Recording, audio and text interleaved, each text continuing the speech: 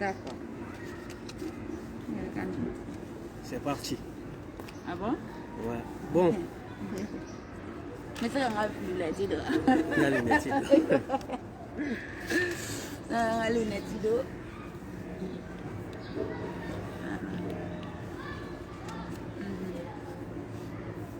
Bon, à nous là, en la met pour on a la gel bagaw bella gelé.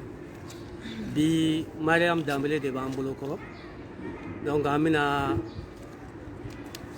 de bani doninke ka ñini ka do Mariam ye mo mi ye aka bara ye mi ye.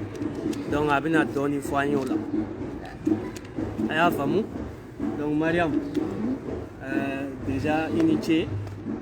Il faut la disponibilité là. Il y a un bonya là qui est bonya. Donc, il faut les cas même il faut que ça en la mette pas. Tout d'abord, on va faire il la met pas à balayer les coups ben clés au lit sur le là. On a fait une adie Hermina. Ouais.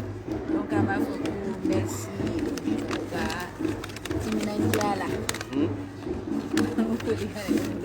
Oh, il y en a folie, il y en a. D'accord. Donc, amène à question de nous poser, n'a te qui m'a bassé. D'accord. Madame Mireille John. Madame Mireille John. Madame Mbora John, Madame Mireille, du maître, du même Royer. Voilà. Madame Mireille John. Bon, Madame Mireille. Ouais. Deux fois sur ma Facebook, Mariam la comédienne Dambélé, mais toi, elle est Mariam Dambélé. D'accord. Comme voilà. C'est-à-dire que Ifa, Iba, Inka, tout ça. Ah, ok. Voilà. Donc, Mariam Dambélé, nga duguye ba ko ko mo de mo ga duguye me ne fa bora kai kaso fa bora kai kaso nga go ko lu fana mo ko bora maina bafi donc amba fo ko amburuju bora maina bafi kana kai kani fa bangi menere bangi na bamako précisément Amdalay. Ah d'accord. Ne Amdalay kadi. OK. D'accord. Il est kalan jumɛnw kɛ? Ok, ne ye kalan minnu kɛ, n ye kalan normal kɛ comme tout le monde. Ouais. Ka DEF kɛ. Après les DEF, j'ai voulu aller à l'Institut national des arts. Ni baba ale wele INA. Donc, o kuma di n fa ye kosɛbɛ. A kuma da ye k'an tɛ jeli ye, an tɛ numuya ye hɔrɔn ye. Ne ko non non non, n ko catiri bɔ de ka di n ye. Donc, à Koko, non, quand il veut faire des kalan, parce que lui, il est comptable à l'EDM, Énergie du Mali. Donc, à veut faire un kalan, c'est là pour que un énergie là, au directeur ou directrice, oui. Donc, mais on m'a dit, mais j'ai voulu lui faire plaisir. Après le DF, grâce à Gelingue, lycée Kankou Moussa là. Après, il a fait vraiment lycée de Mandini. Mais il y a une école professionnelle qui a une centre mobile la secrétariat là. D'accord. Donc, il y a des encours là. Mais comme Tchatrini comme Kadine, il y a un Toto, Katra Ina là. D'accord. Voilà. Donc, il y a des cas après l'INA sur le conservatoire qui est au Sandourou. Après Mboro là, 2013. D'accord. Donc, mais Ina là, branche ou Tchamambe Ina là. Mon est ici, théâtre, bon branche. Parce que depuis que tu as la théâtre, et je me suis dit que moi j'ai un message à véhiculer. Donc, c'est un message véhiculé théâtre drone fait. Donc, je me suis dit il faut que un théâtre de bois, parce que théâtre de Kononana, et il va se faire en même temps pour éduquer. D'accord. Mon chica couronne et Tani n'a qui veut nous éduquer tout ce que qui m'a marre. Alors que théâtre Kononana, sans qu'il soit vexé. Non, oui. Voilà. D'accord, ok. Donc, il y a un conservatoire qui est de quelle année à quelle année? Voilà, bon, il y a INA qui est de 2007 à 2012, une promotion. Après, il y a conservatoire pour la promotion, la première promotion en théâtre là, de 2012 et de 2007 aussi. Il y a conservatoire qui est de 2012. Non, il y a conservatoire qui est de 2012 et de 2007 à 2012. Ça, c'est le conservatoire. Institut national des arts de 2003 à 2007. Parce que l'Institut national des arts est 4 ans. Ok. Et conservatoire est 5 ans. D'accord. Donc, est-ce qu'il y a une formation donc? Oui, on a une formation avec des Canadiens, Dominique Malacor, grâce à Guibou Dameli. Nous avons un professeur qui est allé à l'école. Donc, on a une formation une formation avec Guibou Dameli et Dominique Malacor, toujours en partenariat avec une école dramatique au Canada, avec cette école à travers leur prof qui s'appelle Dominique Malacor. Ok. Conservatoire la formation avec toujours les Canadiens, les Espagnols et les Français. Voilà. D'accord. Ok.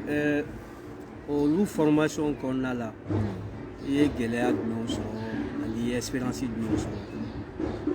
Bon, quand on a la formation qu'on a une espérance pas de soro, ma Géléa chama soro qu'on a. D'accord. Donc une espérance me soro où la base de toutes choses. Pour pouvoir éduquer les gens, il faut que toi-même tu sois éduqué. Ça, c'est vrai. Donc, on a beau de famille. Tout le temps, il ne cesse pas de nous rappeler ça. Et c'est qu'il faut que nous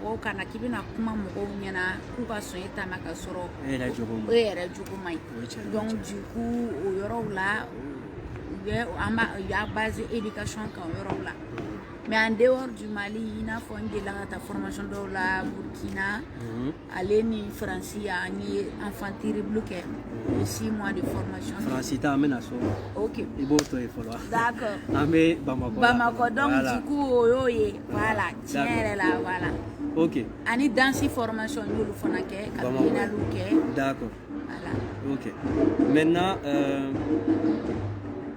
Bamako est des théâtres, il y a théâtre du même par exemple, moi, il donc c'est bar de Badjene théâtre, moi, chama il doit aussi. Mais est-ce qu'au corner là, il y a nos théâtres d'or ok? Oui, il y a nos théâtres, moi, il y a le conservatoire, il y a des pièces de théâtre de Badjene, ça c'est obligé. Parce que normalement, chaque année, tu dois faire 2 spectacles. Oui, et école bien, il y a un spectacle flagrant. Donc, il est joué là, il est évalué là. Donc, ça, c'est des pièces de théâtre. Mais il y a des pièces de théâtre qui font changer Bourse Konona là. Katara et tournou que Bourse Konona là. Bolokolu quand avec Aleni. Cindy, la allaitement maternel. Donc, à scolarisation des filles. Donc, aux pièces de sensibilisation, nous avons un badé ou neige, pour là, ni un troupe mounobé, non. Il a fait troupe d'hommes et tout, d'eau, fanabake, tamarokene fanabake. Donc, voilà, ni troupe, on a chamon. D'accord. Bon, il y a d'où la famille fanake.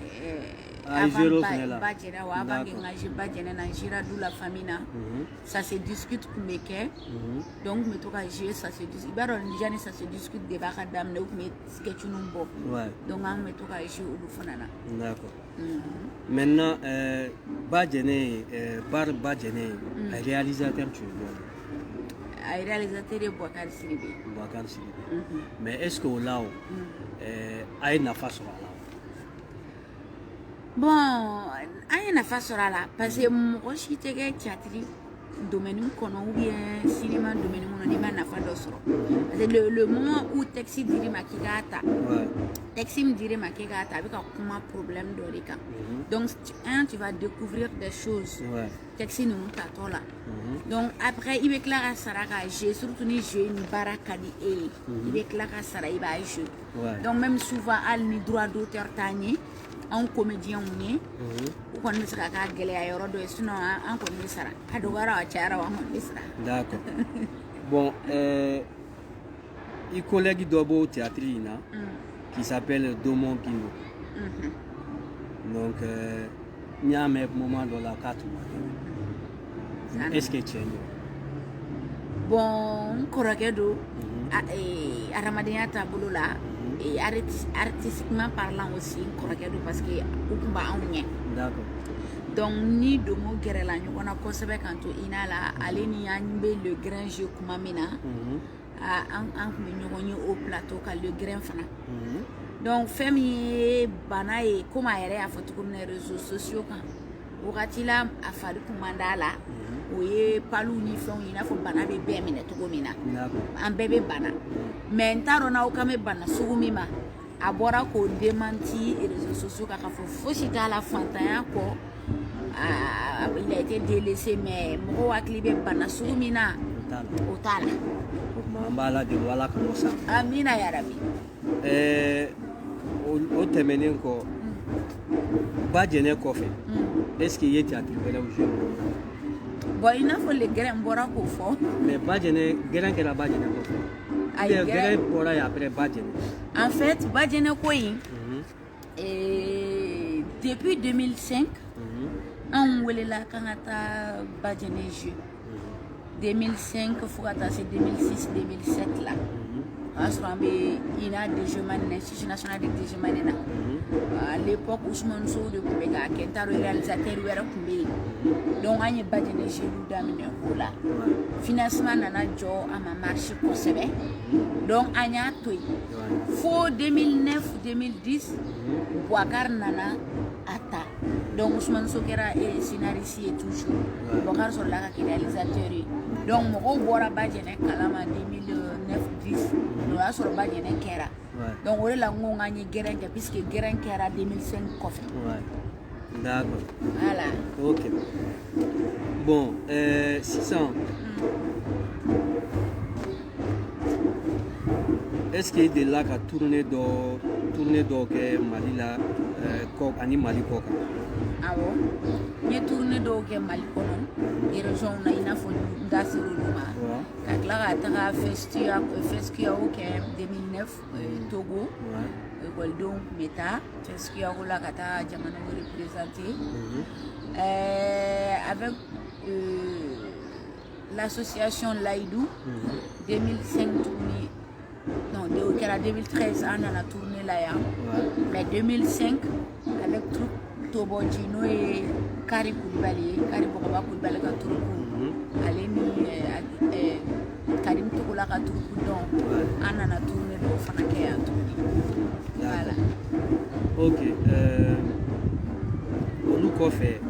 Na anya ye ne yɛrɛ tora dɔ la sigi les réseaux sociaux kan ne y'i ye k'i bɛ Faransi yan mun de y'i se Faransi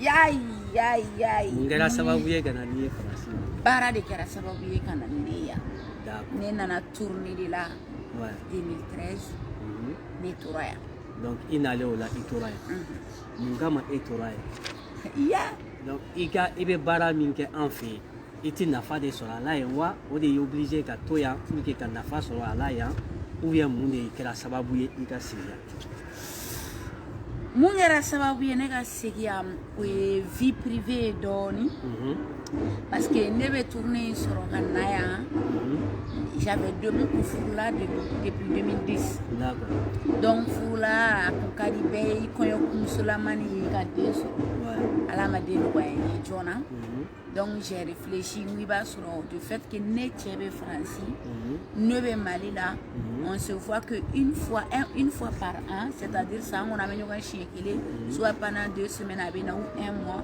donc o de la n tɛ ka se ka den sɔrɔ donc n kɛlen ka tourner in sɔrɔ j'ai demandé à notre metteur en scène Amandine Sagné n k'a ma n ko est-ce que n bɛ se ka na 6 mois avant les autres ou bien n bɛ se ka to yan 6 mois après les autres pour que n ka se ka lajɛ min bɛ na comme ça n ka den voilà n ka sɔrɔ ka taa donc ala nana kɛ au début Amandine sɔnna après a ko k'a ye tɔw concerté comédien malien tɔw n'a minnu kan ka na pour manga janela. Donc au faveur de la Keleni. Donc après on est venu. Moi aussi j'ai pris ma décision. Dans ce cas, si on ne peut pas s'entraîner, alors que tout le monde savait qu'il y a un objectif de français. Donc là, il faut qu'on ait choisi. Nous sommes français choisi parce que français faut d'abord majani en tant que masque. Mais d'accord. Donc on a nos l'entourage. Il faut n'amas son attraper. D'accord. Maintenant il allait en 600. Est-ce que il n'allait y aller au solo parce qu'il y a non comme il y a un sigili ni Afrique sigili te kele nene bola papier ko bola fin chaman bola est-ce que y aller au solo il y a sigili là ou bien quoi là il bon y aller chaman soro toujours vie privée côté là y aller au soro mais vie professionnelle là moi aussi aller pas soro parce que nous les ya donc après on m'avait informé que ni farafimi surtout les malais kana kelara ni kelara la bible problème kono donc du coup moi j'avais orok mené kuna donc ne fana kumbe sokana était bon mais tout ce qui est dans sokana on est donc barala mala parce qu'après le conservatoire on a stage la wertemna toray. Donc maintenant, bon, ils ont commencé à la bibliothèque là. Il y a un conservatoire qui a contacté Internet, il a posé le CC. Nous, on est en 70 boulots, qu'est-ce que je peux faire? Donc, on a inscrit et fait à l'université là. C'est comme ça que j'ai inscrit à l'université là. On a commencé à chatter calendrier. Donc, voilà, tout là, bon.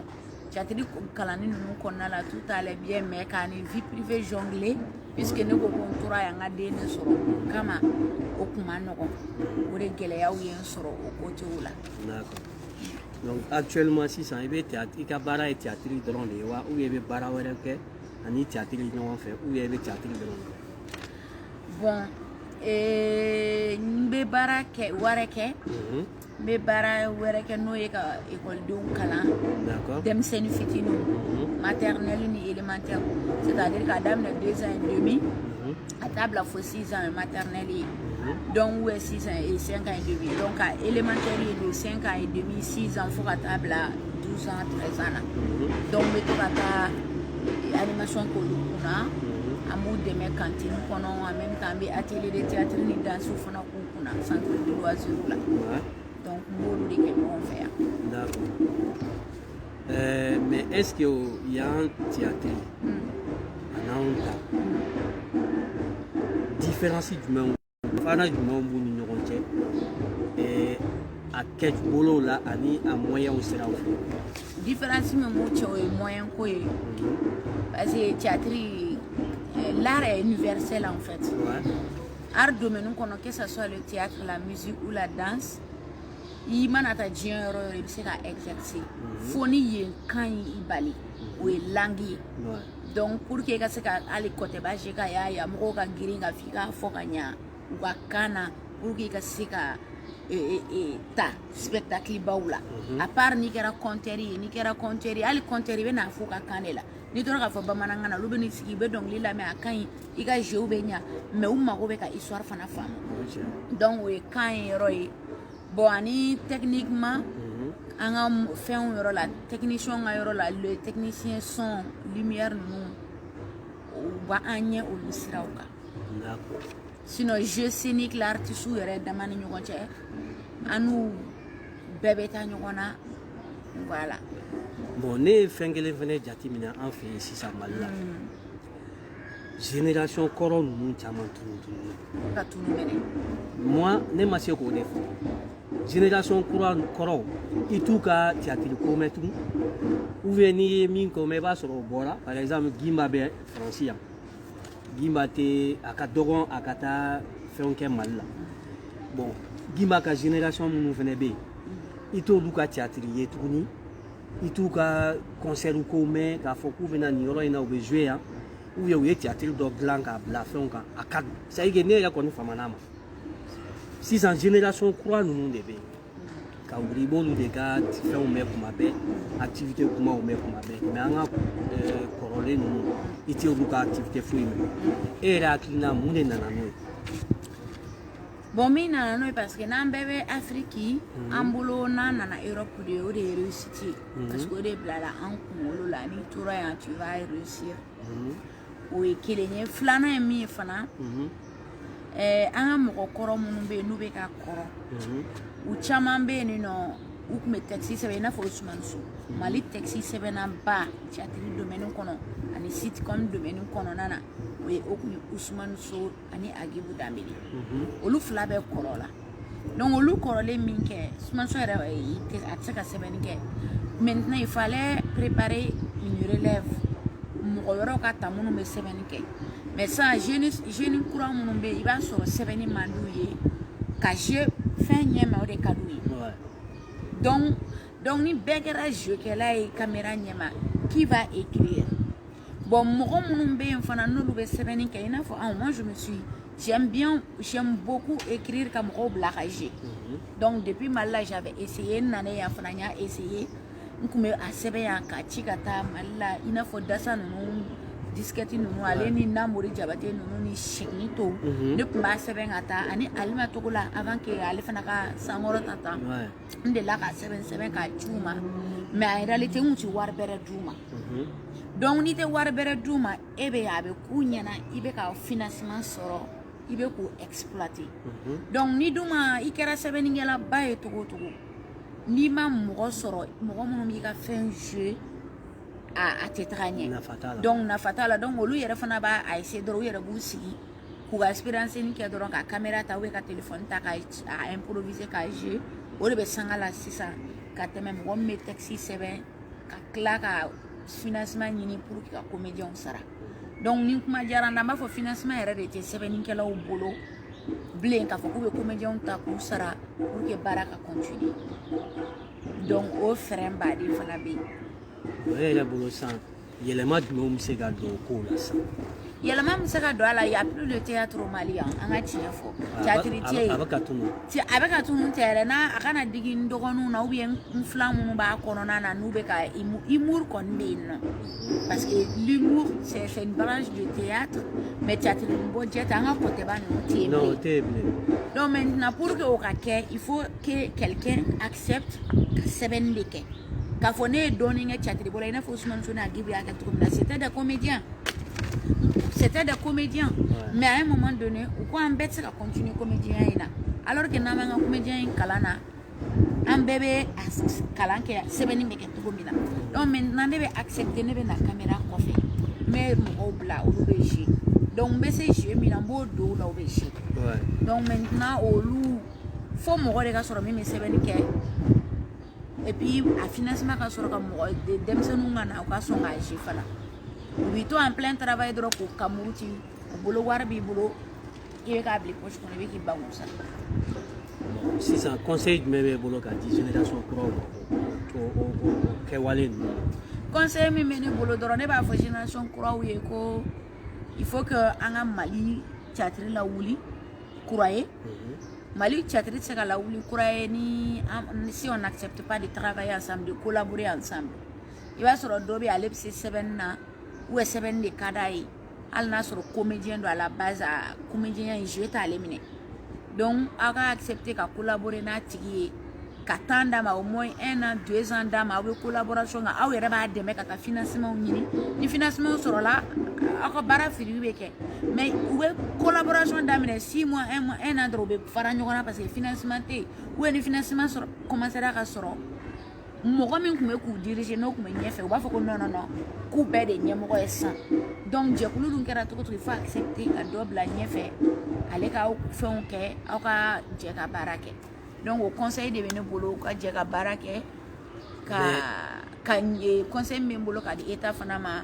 u ka subvention di artistes ma pour que artistes ka se ka baara kɛ. voilà n tun bɛ n'o yɛrɛ de fɔ n ko est ce que Mali yɛrɛ théâtre tununi juba dɔ t'o ye parce que état tɛ wari di ka mɔgɔw u dɛmɛ et pourtant dun wari bɛ na subvention bena ministère bela ministère de la culture tia donc subvention bena 100 il y a un budget qui est voté pour le ministère de la culture donc 100 on va wardi barakeloma au final sinon tiens là mali na bora gimba ka génération elle là 600 tiens là théâtre tout ni miri wari kuman wari ni c'est que banyengo a chama parce que technologie fana nana noye donc il faut s'adapter aussi au changement technologie gimba ka faire na chatiri mbodje kumbe mo be chatiri bo ladamu kuma kono leçon chama kuma kono mais sans les gens sont accros à la technologie fait on croit mon non donc maintenant ube unyeshina orima alors que faut donner que tradition nga basi na ametu babu munu nga côté la bi ametu babu amekatu wa giri tu babu munu wa tradition est basi kile do bolo ou ka tradition basi kile do tradition basi kile da nous ils sont ou be faire woro ke mais ba soro ka ni par exemple ameni wati mina Napoléon ka ou ka Napoléon est valorisé c'était un guerrier ici. Donc maintenant, pourquoi on fait une tradition valorisée? Ma tiens, la théâtre, j'ai avec à tout fait. Ah, c'est une bonne chose. Au manga tout on des manga tout imagine, tiens, la Gimba nous tout bête, mamina, Gimba ou Michel, Maguma nous. Et on a Chama. Mounou banala kahina oula. Mais maman Hélène non. Oh, en tout mais yele. En bête théâtre là, l'accident du fond. Mais 600 tiens là, c'est vrai parce que bon, genou elle est belle, elle a mis elle est à essayer qu'à Oulu c'est notre à donner, oui quand il parce que quand tu tiens là, quand tu es baraque, quand tu bosse, ça veut dire que quand tu essaies toujours qu'à corléum ta, qu'à ni courant ou nyagami nyona donner. Mais toi chamambe no luta drogue aussi caméra en coffre drogue il y a les fla ni ça va ou il y a kata par exemple comment ga fait il y a les bougou ta fait fla faut comme là elle théâtre tiers là ba katu tiens la théâtre ni jebe ga tout quand tu be ga baraka amba fa maka merci là mais il n'est pas le seul à travailler petit kimba ou bébé ka baraka namouru be ka baraka ma photo de Facebook ka elle essaie aussi c'est que elle ma photo de feminke et avec théâtre ni jere kala ka ke Facebook elle ni ataka imurke du moins mais ataka don parce que je sais pas, moi adapter les nos yela ninja là c'est ça. On dirait que nous adaptons là. Donc chatri ninja. Est-ce que abana so angata kare kono mo mo be ni no kube chatri ninja jeu. Au lieu de ko ka passer beaucoup kata jeu, vous be senga na so dombolo ni fo tout bolo. Donc c'est pour ganga comédien humoriste nous clancher bekele no fondé ou be sous couvert la wartu de bolo. Ba keto ni minte uradu jusqu'à sous couvert maman la ka sous couvert parce que pour que luka war tuma alors que normalement état kan war do di troupe fana munu me malla troupe kan ta subvention nyini hal ni état ma mindi ta subvention nyini structure privée ou fait pour que katra spectacle ke carré kono nauna nous spectacle d'amne samba mo carré kono c'est-à-dire une fois par semaine quartier ben no kata carré do takata théâtre problème mon be olukan donc à chaque fois nous taro ke au début al nous ba ke gratuit avec jaja mo yo be kalo na manan soro la sawa ko be ka dorme kelengele franyo nga o be dorme kelengele franyo nga wo klaw ni ngonche ubu to la doro be taka subvention ni mo fait donc abena ne bolo de la se ka sangoro ta parce ni ko imbe ka bebe war ko yoro de bolo fola on kumba ke gima o kumba ke parce que akadu ye kake gima o ko fa on fona ba ke akada on ye kake mais génération même ben sa war de be duma fola pour que o kake donc o fana de be ka ko gele picture tribola kacha chatri bola chara de wele quand même be bolo sanka c'est un gouvernement vraiment de ministre en fait pour que mali culture ni abse ka bas ki chukuma abse ka sinsin chukuma debe wele kam fo anga gouvernement bala c'est d'abord ministre de la culture ou ministère de la culture ma folo parce qu'elle est devenue notre culture représentée. Donc il faut que on négocier, on subvention du là ou bien on budget voter là. Car faut ministre de la culture qu'on a chatri bolo be donc lida là ou be donc là ou be et placition be munu de 5 donc car faut vraiment obe warni min daw mana fara ko akla ni voler ben ni wonche war ka dokwati bolike. Donc maintenant geleya fait doumer anga jamana kono bi société kono bi parce que il manque le théâtre le côté bas parce que donc même on la sensibiliser kadam ne Bamako fo bourse kono na ubela donc au côté bas au lutte ka se ka keble parce que subvention té antna doute ki tchou ne doute ki muso ta ubla ta bourse kono 3 mois de tournée ou 4 mois de tournée ou be senga na dorome kelen tu bolo tata obe muntu ka famille na famille ngodu nunana ba mu ke donc au bene no faut état ka i atlito ola parce que na otara subvention ni ambassade de la France fait ou bien ambassade de Russie fait ou bien Allemagne fait olu be wardi mais obeta olu ka programme de publicité ka aka bourse kono sauf si ni Allemagne be fait na le dossier do ke ka fo bo kolongani na fan fait dem sa no be ka sa malnutrition donc Allemagne mo obe se ka wardi donc on se ta fouille que malnutrition kuma ko donc maintenant alors que Mali problème ou yere fana be an kan intervenir la mais ni warti awe intervenir tout côté bon ni tara France fait no ko France masadi ka warti maro la fa ki ka tourner ke to abukana e be se ka ta tourner ke Mali bourse ko na la to abukana tout côté parce que ka chama mbeu anga trupu chama be pour que subvention a di manu nous fait et structure extérieure mo faut ka principe ou be figo de respecter donc ni mo respecter allié sans le financer sans financer avec un pareil donc allez nanga oura 12 moi j'ai lancé un appel à oura 12 à Mamala aux d'autres personnes akona to mo mo meta jeli ala udala droit que to jelu ka ke to mo comme ja mo meto ka utano Facebook ni fon ka doron ka be wardo doroma venez faire des partenariats avec d'autres comédiens ka fo ka fona be fika côté bala wuli est-ce que chatri bola musuma do be wa chema do be dem sen framo ko korobaka qui serait capable ka chatri ou sebe côté ba nous sebe ka mo ta ka ta jeu ka sensibilisation sur des problèmes donnés problème bari ne mal kono donc comme ça ni anga o waritigi nous yere sera ka ko partenariat après subvention ya avec tout de subvention wero bena avec Willy Dondoni même misalita il y a Orange yoro Orange Malibe ka représentant de France ya Orange Money non beteke ya moi il y a 1 ou 2 semaines j'ai contacté le monsieur parce que je l'ai eu son contact à travers Kumba. Merci d'abord Kumba, coucou à toi. Elle fait partie du conseil des Maliens. Quoi une émission subventionnée. N'y tout le n'y a pas subvention ni émission culture éducative. Moi en même temps me fait tourner et sponsor ko nous font quoi. Akoko c'est bien. Mais quand on a lien tient lien j'attaru la j'ai pour la claire à singa ko non ko on a émission culture éducative là follow era là un thème d'autre ko carte de nina côté imaginer na mai parce que beba ro carte de nina ko là et au lavana ko consulat carlina au point négatif il follow on a émission mai mi fore donc point négatif là na mi émission flana on a parlé de le rôle des religieux au Mali. Donc on est alors que émission titrée de culture éducative. C'est-à-dire on met comment faire un béca. Et puis on y au fur et à mesure émission immédiata artistes dem sen talentueux amène au dévoiler plus mon fona be tobili domaine kono ani en keleme ka domaine chamanta. Donc on m'a un partenariat badena.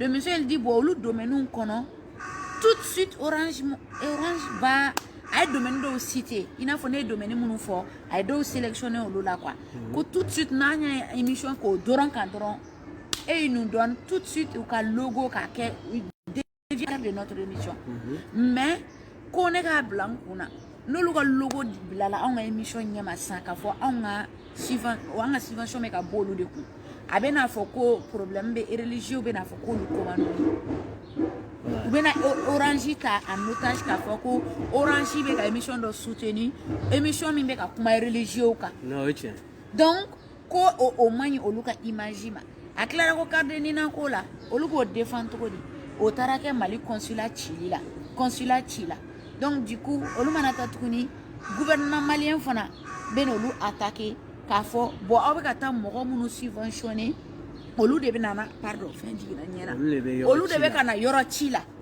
donc maintenant a bɛ fɔ i n'a fɔ olu ni anw bɛɛ olu de bɛ ka anw jukɔrɔma don nin sira la ne ko non anw tɛ yɔrɔ ci la anw tɛ religieux contre la anw bɛ yen fɛn min bɛ ka kɛ k'o de yira mɔgɔw k'a lajɛ a ka ɲi wa a man ɲi est-ce qu'on doit continuer sur ça an kan ka taa sira jumɛn fɛ donc mais pousse-toi donc o yɔrɔ de la ne a essayé cɛ ko problème t'a la ko ne ka continuer ka émission wɛrɛw kɛ n'an sera ka émission sigi fɛn dɔ wɛrɛw kan min tɛ critique kɛ fan bɛɛ fɛ olu bɛ sɔn k'u ka logo di anw ma donc an ye aw jɔ an bɛ continuer émission fɛ mais an tɛna an ka émission thème bila culture éducative kɔni bila ko parce que an bɛna kuma religieux kan an bɛna kuma thème dɔw kan gouvernement o man di gouvernement in na ou o man di tɔw ye donc il y a tous ces facteurs à regarder à voir o de bɛ ka catiri bila kɔfɛ parce que ni catiri ko kɛra politique ko ye dɔrɔn ça peut pas aller bon ne ye fɛn dɔw fɛnɛ ye sisan Mali la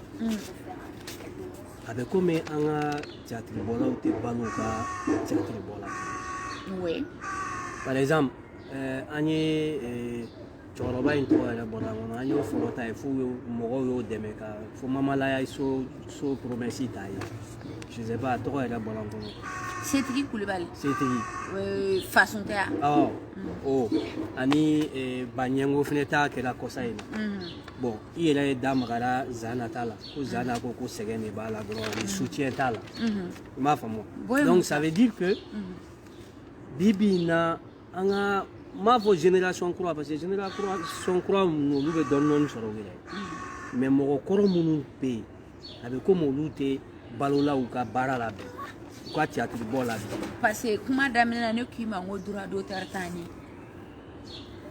e m'o faamuya par exemple normalement ni droit d'auteur bɛ catiribɔlaw ye Mali la façon filɛ a ma kɔlɔkɔlɔ a ma joué kɔlɔkɔlɔ cinéma na baro faw b'a la a production yɛrɛ kɛra ko Camara production France yan donc Camara production ninnu bon ni kumana a bɛ na tonton Isa aw bɛɛ bɛ hakɛ to ale ni minnu fana b'an ka filimu kɛ Boubacar Sidibe ne faw don parce que n'i ye tɔrɔ ka tiɲɛ sugu dɔw fɔ u t'i ta bilen ka taa jouer u ka place kan quoi o fana gɛlɛyani bɛ ne n'u cɛ tiɲɛ yɛrɛ la sans vous mentir parce que je suis quelqu'un souvent je dis des choses telles qu'elles sont maintenant ni aw ye mɔgɔw ta ka nager toute la famille na ou bien nager Camara production ka façon ninnu ni baro fa wa de baro Espagne taga wa donc cachette bɛ continuer ka jouer hali san 100 ɲinan kɔ ça joue alors que normalement ni film ye jeu ko hakɛ min kɛ san kɔnɔ o jeu ko hakɛ o wari de bɛ sara réalisateur ye a bɛ sara producteur ye donc producteur kan ka comédien fana ka san sara d'u ma ne ye théâtre dɔ jouer yan nɔ avec je travaille avec une dame Maud Gaye a ka campagne tɔgɔ ko panique air panique Moussa arrête sinon tu vas faire tomber a ka campagne tɔgɔ air panique donc o campagne na ne ci ka partie dɔ bɛ jouer mais partie dɔ filmera o partie filmera mais à chaque fois ni pièce il y a que depuis entre 2016 et 2017 mais sans théâtre mana ta jouer yɔrɔ ou bien na projection kɛra yɔrɔ i b'a sɔrɔ décembre plus tard fin décembre ne ka droit d'auteur bɛ jigin ne ka compte kɔnɔ n'a ma jouer fana u bɛ bilan kɛ a ma jouer donc o bɛ France yan mais pour que maliyɛnw tɛ se k'o kɛ ouais mais bon a bɛ Mali la dɛ droit d'auteur bɛ sara producteur ninnu ye dɛ ale ni a tɛ sara comédien de o de b'a to fansu ninnu bɛ fantanya la sinon n'u ka droit d'auteur bɛ sara o ye est-ce que au moins u bɛ se k'o fana économie se ka dɔɔni kɛ mais bon pourquoi olu yɛrɛ tɛ se ka fɛɛrɛ dɔw sigi sen kan pour que u ka droit d'auteur sɔrɔ chaque année o fɔra o par exemple an kɔrɔ minnu bɛ yen n'olu ye yan kɛ i n'a fɔ Lamine Jaraw hali bon Lamine an bɛ kɛlɛ la sisan i b'o ye donc maintenant ni ye nin vidéo ye i n'a fɔ u ɲɔgɔnna caman bɛ yen ne ye message ci ninnu bɛɛ ma an ka seti adama bon an ka tontonya bɛ s'a ma an ka cɛya fana bɛ s'a ma parce que musa fa terikɛ don n delila ka message ci'u bɛɛ ma n k'u ma aw bɛɛ bɛ faransi système dɔn parce que ce sont des gens minnu nana faransi u nana kalanw kɛ u ye catiriw bɔ yan kɛrɛfɛ u ka fɛnw bɛ d'u ma donc olu de bilalen bɛ ɲɛmɔgɔya la Mali la yen donc maintenant n'aw bɛ ɲɛmɔgɔya la aw b'a dɔn droit d'auteur kan ka sara aw de bolo bɛ papier la pourquoi aw tɛ fɛnw bila en place. Non, c'est vrai. C'est-à-dire ni n y'a dossier yɛrɛ sɛbɛn a b'u bolo n k'o ma n ye misali ta ni catiribɔla dɔ nana ne ta sisan ou bien turuku dɔ nana ne ta ka jouer ni ne kan ka sara sisan misali do 100 i b'a sɔrɔ o bɛ 90 di ma ou 80 donc tɔ in o bɛ bila yen o bɛ taa kɛ an kan ni banna a bɛ comme sécurité sociale mais n'i ye catiribɔla ye u b'a fɔ ko intermittent donc ni statut intermittent b'i bolo de spectacle b'i bolo donc o wari tɔ bɛ d'i ma hali n'i taara chômage la wagati min na i tɛ ka catiri sɔrɔ i tɛ ka film tourner sɔrɔ on continue à te payer o bɛ yan artistes ye mais pourquoi o tɛ kɛ olu ye anw ye Mali la c'est des organisations an ka mɔgɔw tɛ k'o de bila en place. Mais ni y'a fɔ cogo min ni ɲɛmɔgɔw m'a essayer k'a bila en place pour que comédiens tɛ se k'u fara ɲɔgɔn kan ka aller voir le ministre de la culture k'a essayer ka solution ɲini o fɛn ninnu na pour que au moins aw ka se ka balo aw ka baara la. Donc ministère de la culture ka baba la ou bien an ka comédien caman bɛ turuku bɛ mɔgɔ caman bolo association b'an bolo donc n'an ka association taara turuku kana kɛ gouvernement kana kɛ il faut que association dɔ ka a imposer k'a kɛ k'a fɔ bon aw bɛ na nin bɛ kɛ mais chaque mois aw bɛɛ bɛ nin sara c'est comme INPS tɛ yan a tɛ tigɛ ka bɔ fonctionnaire sara la n'u taara retraite la ou bien n'u banana wari tɛ d'u ma o structure ɲɔgɔnna dɔrɔn de kan ka dayɛlɛ comédiens ye c'est tout c'est comme INPS o structure ɲɔgɔnna dɔrɔn de kan ka dayɛlɛ comédiens ye comédiens tɛ k'a kɛ minnu b'a an ka ɲɛmɔgɔya la o tɛ k'a kɛ ministère de la culture tɛ k'a kɛ sinon an y'a kuma fɔ dɛ ni ne seginna ka taa Mali la don o don ko n bɛ taa n ka fɛn kɛ sinon a man kan producteurs k'a sɔrɔ comédiens t'a sɔrɔ parce que film na producteurs bɛ droit dɔ de demander san kɔnɔ donc a bɛ sara comédiens ka fɛn bɛɛ bɛ sara producteurs ni réalisateurs ye donc olu de kan ka di mais producteurs fana kan ka d'u ma voilà producteurs t'a di parce que an t'a dɔn caman t'u ka droit dɔn ye o fana b'a la droit dɔnbaliya fana b'a la et puis fɛn kelen fana bɛ yen ni cachet dir'i ma misali do e bɛ théâtre dɔ sɔrɔ bi sisan a bɛ se ka i bɛ taa film dɔ tourner 3 millions 4 millions film dɔw ni rôle ba b'i bolo film na a bɛ se ka t'o la ou 2 millions donc e bɛ 2 millions bɛ d'e ma sisan soit i bɛ taa so dɔ san la ou bien i bɛ taa investir ka baara dɔ kɛ n'a ye bon an fana t'o kɛ i b'a sɔrɔ théâtre bɔla ni kelen kelen an kelen kelen filɛ i b'a sɔrɔ femmes dalen bɛ an kɔ la donc ni wari nana i b'a tila yɔrɔw ni ɲɔgɔn cɛ tu n'as pas le temps ka dɔ mara sini ɲɛsigi ye c'est pour que n'an banana n'an bɛ ka taa se kɔrɔ ma on est obligé ka SOS demander parce que i b'a sɔrɔ an b'an ka kuma la kuma min na 3 millions ni 2 millions film kelen na an y'o ta ou bien théâtre kelen tourneli la burusi kɔnɔna la su o su i bɛ taa spectacle jouer an ka kɛ spectacle kelen ka kɛ 5,000 ou 10,000 ou bien 10,000 e mana kalo 3 k'o la 10,000 sigiyɔrɔma kalo 30 o ye joli ye ou bien 10,000 sigiyɔrɔma 30 ye joli donc i bɛ segin ka na i bɛna sɔrɔ famille ka problème b'i ɲɛ tu es obligé k'u bila o kɔnɔ wari bɛ ban mais i n'a fɔ dɔw fana b'a wari minɛ ka u tɛ baara kɛ n'a ye quoi o de ye kekunya bɛ an ka humoriste denmisɛnninw ni anw catiribɔla jɛw cɛ ceux qui sont passés par l'INA parce que humoriste denmisɛnnin ninnu filɛ nin ye i n'a fɔ Petit Guima i n'a fɔ Kanté je sais pas ils peuvent vous dire ni si je me trompe n'olu ye wari ba hakɛ dɔ sɔrɔ i b'a sɔrɔ u bɛ investir fɛn dɔ la kɛrɛfɛ min bɛ wari la natu ma n bɛ misali ta dɔnkilidalaw kan an ka tanti Umu Sangare filɛ a bɛ taa ka tourner kɛ a y'a ka wari sɔrɔ a nana a ye mobili san yɔrɔ daminɛ même si mobili ma marché a y'a bila il faut tenter des choses a ye hôtel dayɛlɛ hali ni tanti Umu Sangare dɔnkilida dabila bi elle peut vivre de l'hôtel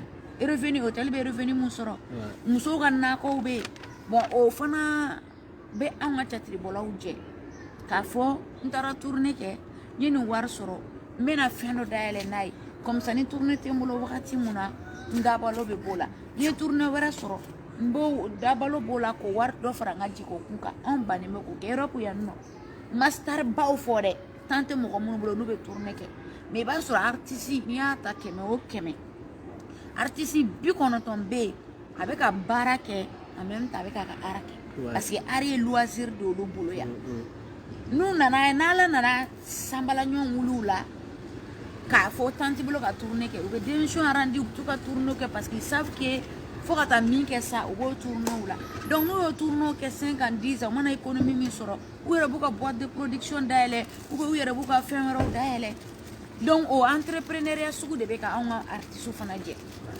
sinon ala mayene la petit gindo ka ça est ala taille ça mais ni ala taille mais problème min tumba là vraiment akumanga opérer mal. Exactement. Atumanga opérer mal là. Moi je suis malienne 100% et fière de l'être. Mais tout ce qui est opération bani à la fin. Ni opération nana surtout bana compliqué là quoi. Ni étape c'est ka évacuation ka ka quoi. Ou tu es artiste ou tu es artiste ou aka essayer ka ke. Non, tiens elle là où tunganga c'est ka état kunganga c'est ka freke. Ka petit gindo yi. Ka la évacuer. Ouais. Parce que c'est quelqu'un, vraiment, il était talentueux, talent bas là. C'était quelqu'un qu'on devait vraiment sauver. Sauver, ouais. Moi, depuis né à mes coquères de dos, quand on a opéré mal là, moi j'ai été vraiment... Moi aussi. Non. Parce que à Kafla, nous on a un petit guino et taille à Kadoy. Salon, nega moukonya ma badok, mais n'intna vrombranya corado.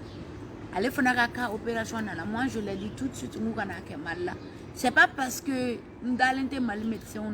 C'est pas parce que je sais que les médecins ne nous mettent pas sur le matériel inhumanité ou bien matériel qui manque là. Donc, là, c'est risqué. Non, risqué pas là. C'est risqué. Surtout carrière, non, risqué pas. Il y a des parties. Bon, 600. Comme il est français en 600. Donc il avait qu'à faire du même ticket pour que Mali culture vraiment changement c'est qu'à là. Il est mort c'est qu'à là. Tu vois et il a combat et du Mali culture quoi pour que quoi casser qu'à il est mort casser qu'à doko là. Bon les gars combat et mi. Oye qu'à toujours qu'à théâtrer ni bodjen parce que n'était humoriste.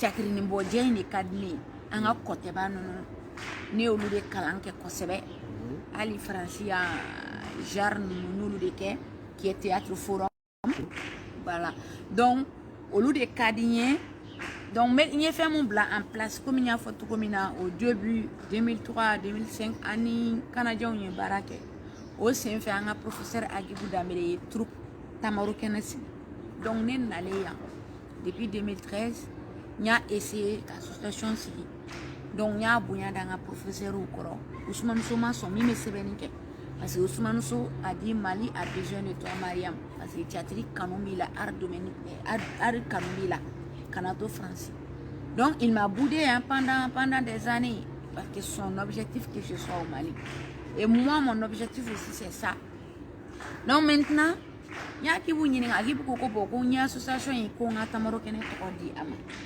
nous sommes là ka anga troupe Tamaro Kene ko tokota ko di France association Tamaro Kene Tokoma et petit à petit ameyala kata quartier ou là africain wacha quartier mununa kata anga culture kalandem senu kunai surtout les enfants issus de l'immigration amtanga ziru daouye abanga balanu nanga djema fo ouye donc ambo atelier de kelaya en même temps un projet de blakata malla pour que gata projet ni keye donc au projet avec ne kono ne kana nga sika projet no lancement ni fon ke al ni ba confier mo rola kla kana donc un projet chama bambulo dans le domaine artistique mais dans d'autres domaines formation ou emploi non kononana voilà mais si ça comment on voit la difficulté mon faut théâtre bola au kan Zanani petit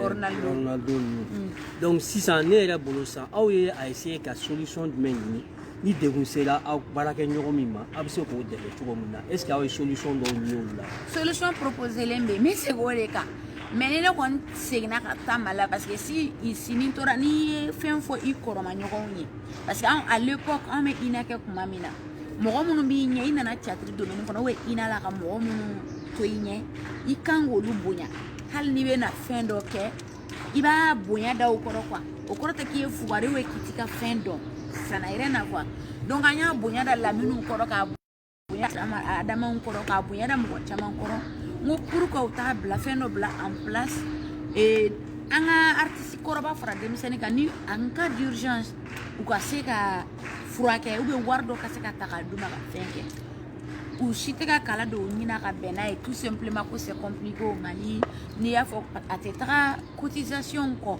donc il faut qu'ils acceptent de faire ça k'a fɔ association dɔ bɛ yen tamaro kɛnɛ bɛ yen ou bien association wɛrɛ bɛ se k'a kɛ k'a fɔ bon kalo kalo catiribɔla bɛɛ ka na nin sara 200 ou bien 100 k'o sara donc n'i y'a sara ni problème nan'i ma nin wari hakɛ bɛ ta ka d'i ma o problème na ni a bɔ i ka problème ka jugu o wari ma par exemple ni $1,000,000 problème ou $1,200,000 problème nana n'o y'a sɔrɔ e ye cotisation min kɛ a t'o bɔ on va compléter pour te donner k'o problème est résolu problème urgent mais ni o ma na i ma i ye san 5 bɛɛ kɛ o ma na i ma on va faire à sorte que san 5 kɔnɔna na i ye cotisation minnu kɛ olu ka se ka donc a ka segin ma i k'i yɛrɛ ma dɛmɛ fɛn sugu dɔ la ou bien en cas ni sarajan n'o cɛ a ka segin i ka famille ma parce que famille bɛɛ tɛ jɛ ka sa o n'i ye catiribɔla muso ma e bɛ se ka taa i cɛ bɛ yen i denw bɛ yen i buramuso bɛ yen i fa bɛ yen i ba bɛ yen a bɛ se ka segin olu ma donc olu pratique de bɛ k'an jɛ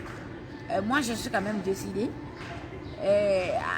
an b'a bila en place dala foli tɛ dɛ a bɛna kɛ kɛwale yɛrɛ de ala k'o kɛ a y'o cɛ siri ni ala sɔnna mais est ce que yan nɔ i ni Gimba contact b'aw cɛ contact b'an cɛ contact bɛ ni tonton n b'a fɔ tonton Gimba n fa ka yɔrɔ la mais normalement ale ni activité adama ninnu bɛɛ ye génération Musa fa ka génération don terikɛw don donc furu nalen ni o cɛ mais malgré tout ne b'a fɔ tonton parce que ne y'u dɔn ja ni furu in ka kɛ donc contact b'an cɛ ni fɛn bɛ hali sini ne bɛ message caman ka ladɔnniya donc a fana kan ka ne jaabi min na a b'o jaabi di yan voilà a ye ɲɔgɔn minɛ bon sisan sa j'espère que mɔgɔw ye faamuyali sɔrɔ Mariam Dembele ka kow la dɔɔni donc bita in an bɛ bita in bila yan an b'i fo k'i waleɲuman dɔn ala k'i kɛnɛ to ala ka baaraw yiriwa hali bi ala ka sɔrɔw yiriwa Faransi sigi ala k'a diya i la ala k'i kisi a gɛrɛgɛrɛw ma amina fo k'ala ka Mali lataga nɔgɔya ala ka Mali lataga nɔgɔya i parce que amina yɛrɛ bɛ mon objectif ka Mali sigi nɔgɔya i ye idée fɛn fɛn b'i kun na k'a kɛ Mali la ala k'a bɛɛ nɔgɔya amina yarabi bon n balimaw Mariam Dembele de tun b'an bolo kɔrɔ bi j'espère que a ye faamuyali sɔrɔ dɔɔni donc a k'an bɛn siɲɛ wɛrɛ ala ka siɲɛ wɛrɛ yira an kɛnɛ la an cɛ aw ka lamɛnni la an n'aw ka lajɛli la a k'an bɛn siɲɛ wɛrɛ merci beaucoup